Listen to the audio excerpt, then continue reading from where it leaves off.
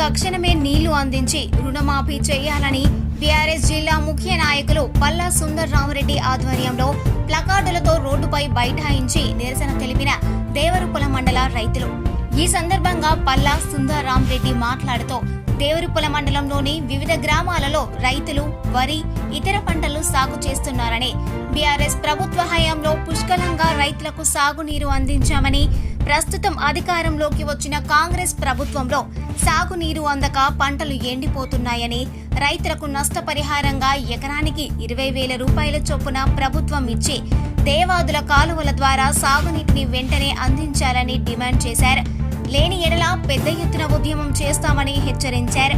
ఈ కార్యక్రమంలో బీఆర్ఎస్ మండల నాయకులు, కార్యకర్తలు, యువజన నాయకులు, రైతులు, ప్రజలు తదితరులు పాల్గొన్నారు.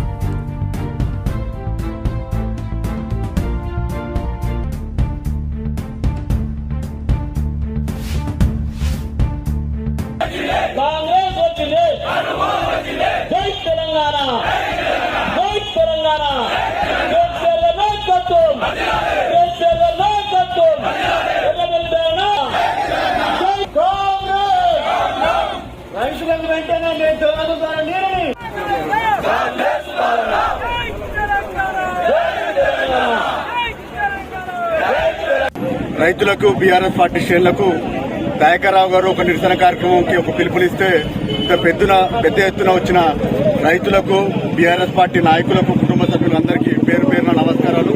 ఈ రైతు గోసాధారణ ముఖ్య ఉద్దేశం ఏంటంటే, గత 20 రోజుల నుంచి రైతులకి మనకి దేవాదుల ద్వారా నవపేట నుంచి వచ్చే సాగునీరుని ఇప్పటిదాకా రాకపోవడం, ప్రతి 4 ఎకరాలు వేసుకున్న రైతుకి దాదాపుగా 2-2.5 ఎకరాలు ఇప్పటికే ఎండిపోవడం, దానిపై స్పందించి గౌరవ మాజీ మంత్రి వర్యుడు నిన్న ప్రత్యక్షంగా పొలాల దగ్గరికి వెళ్లి వారు పరిశీలించగా వాళ్ళ యొక్క బాధను ఓదార్చేటట్టు అక్కడి నుంచి ఎత్తితో మాట్లాడగా ఎత్తి గారు వారు చెప్పిన విషయం ఏంటంటే, ఇప్పటిదాకా గౌరవ మంత్రివర్యులు కానీ, ఇన్ఛార్జ్ మంత్రులు కానీ, ఎమ్మెల్యేలు కానీ ఎవరు రివ్యూ పెట్టలేదు. మాకు స్థితిని మనం గౌరవ మాజీ మంత్రి వాళ్ళకి